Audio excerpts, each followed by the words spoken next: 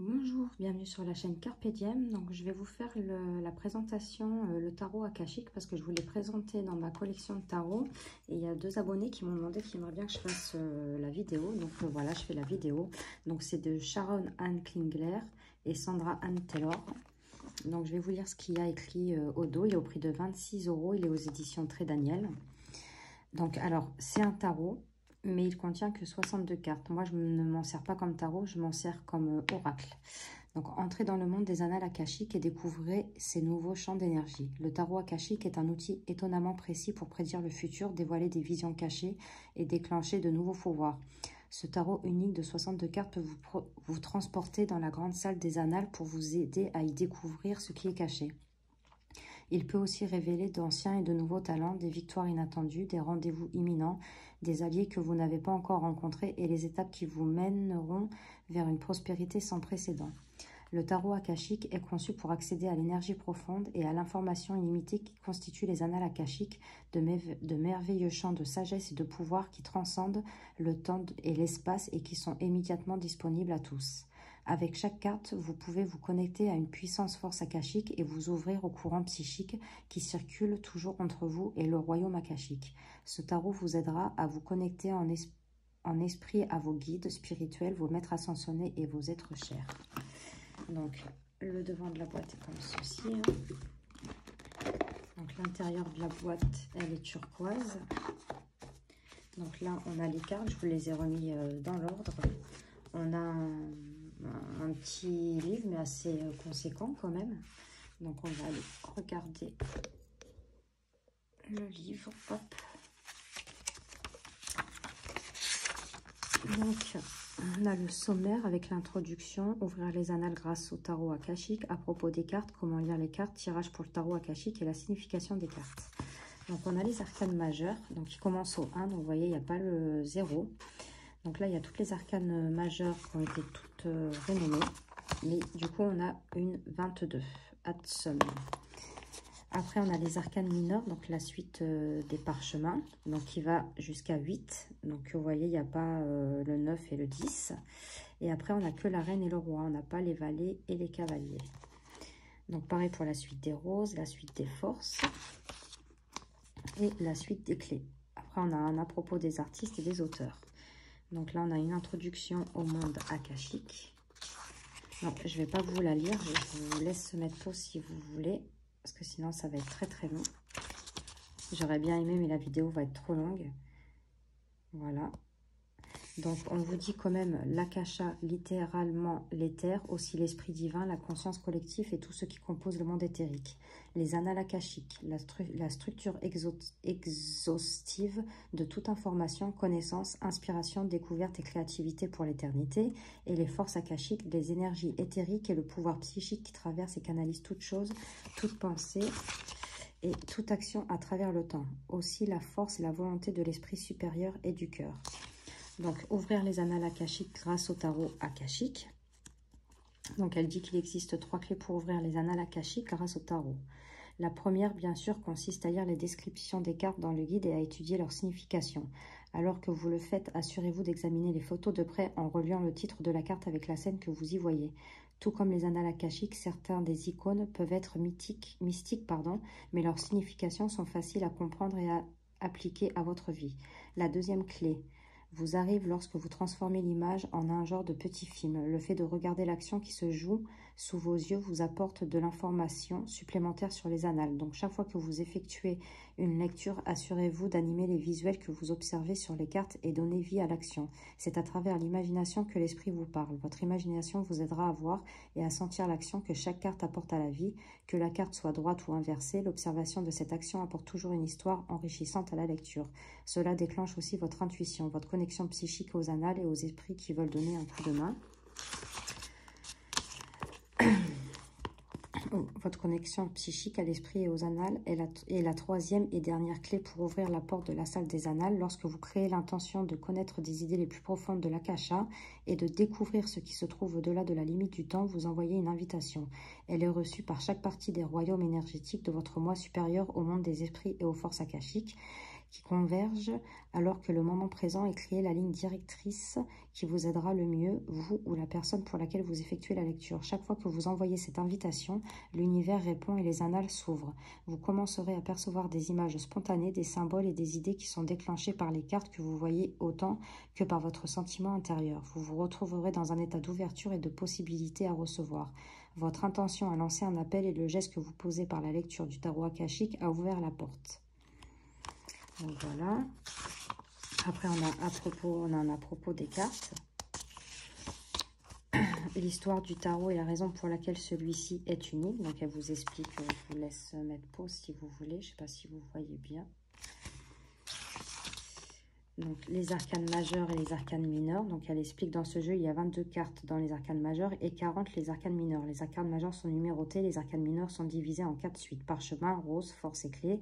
Les arcanes majeurs et mineurs du tarot akashique portent tous des noms, contrairement à l'usage de nombreux jeux de tarot. Donc elle dit qu'il existe plusieurs significations dans les arcanes majeurs. Donc voilà. La suite des arcanes mineurs, la suite des roses comprend les relations, les émotions, les familles, les enfants, les foyers, les conflits personnels et internes et la communauté dans la vie. Donc voilà, vous explique la série des roses. La série des parchemins reflète le monde de l'esprit, la communication et l'étude. Donc ça doit être les épées. Celui-ci, ça doit être les coupes. Après, la suite des clés représente les valeurs, la richesse, le succès, le mérite, l'abondance, la carrière. L'autorité, la confiance, donc ça peut être les pentacles. Et la suite des forces signifie l'énergie de la conscience, de la loi naturelle. Ces pouvoirs vivants sont des forces dans l'univers physique et éthérique. Donc peut-être, non, je me suis trompée, peut-être que c'est ça les épées. Je sais plus, elle doit l'écrire quelque part, mais là c'est écrit en petit. Après on a les personnages des arcanes majeurs et mineurs. Donc voilà.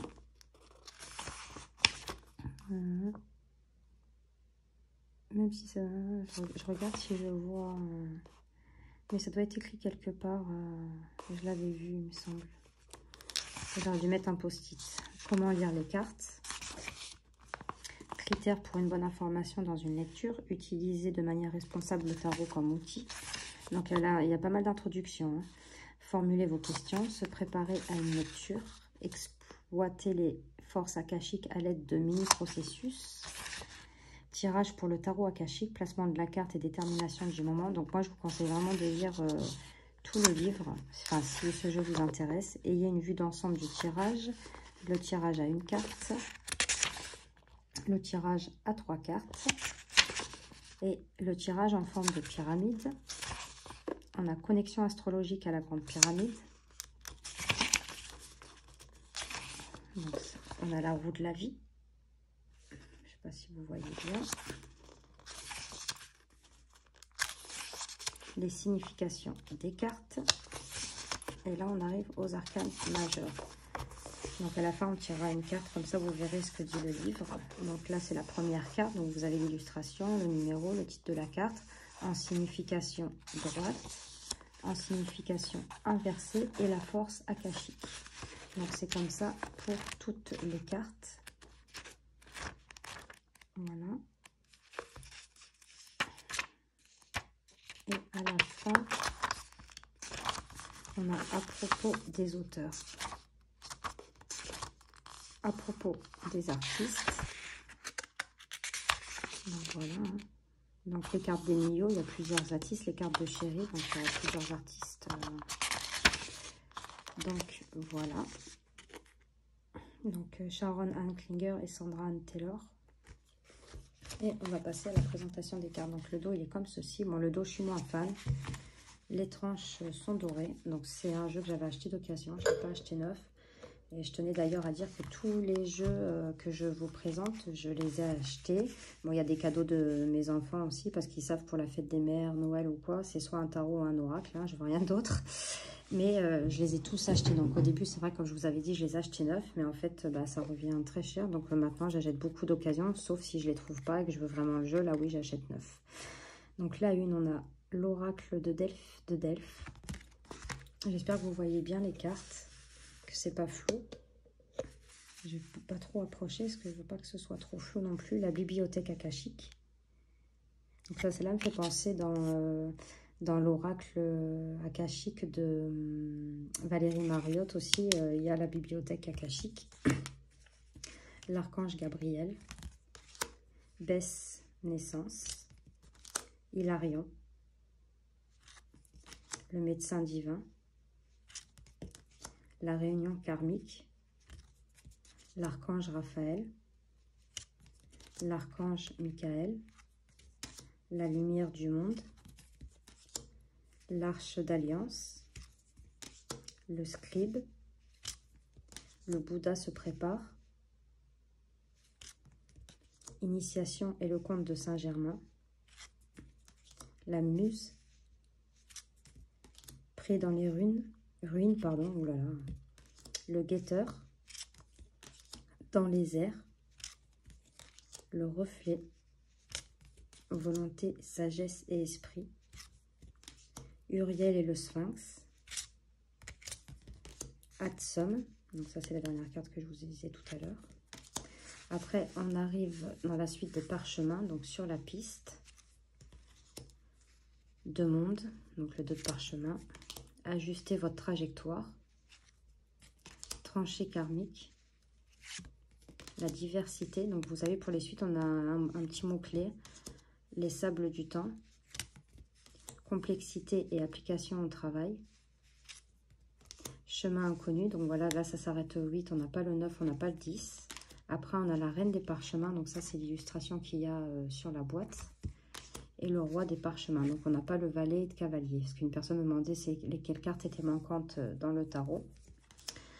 Donc sur la série des roses, on a l'engagement. Le messager ailé. Esprit aimant. Vision de l'ego.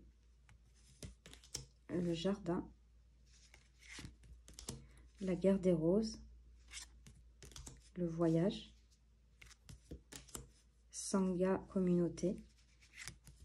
La reine des roses. Le roi des roses. Donc là, les forces, le chant akashique. Le sol. Le nid d'oiseau. Printemps, automne. Été, hiver. Donc on a les cartes de saison. La cascade. C'est pour ça que je ne m'en sers pas du tout comme un tarot. Équilibre. L'éclair. La reine de force. Le roi de force. Regardez comme elle est belle. Donc on arrive à la série des clés. Donc l'architecte. Le trésor. Le jeu d'échecs. Dégager la voie. Vœu exaucé. Lune montante. L'ascension. Le maître artisan. La reine de clés. Et le roi de clés. Donc là, je vais mélanger les cartes. Et on va faire... on va tirer une carte. Et on va aller regarder dans le livre la signification de la carte.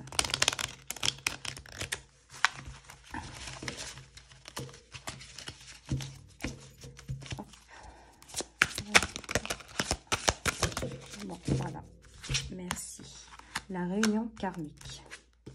Donc ça, elle fait partie des majeurs.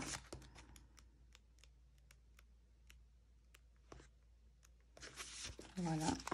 Donc, la réunion karmique. Donc, je vais mettre comme ça. J'espère que vous verrez bien. Donc, signification droite. Une tour d'horloge se dresse avec ses aiguilles. Je vais vous mettre peut-être l'image comme ça. Je ne sais pas si vous voyez bien. C'est pas facile. Un tour de l'horloge se dresse avec ses aiguilles, indiquant qu'il reste quelques minutes avant midi.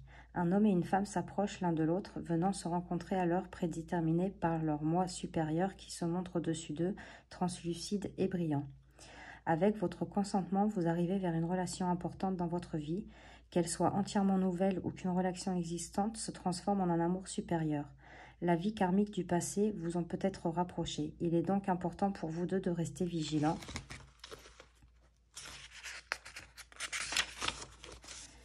Faites, et voilà, je pense que vous la voyez la carte. Hop, c'est plus pratique pour moi.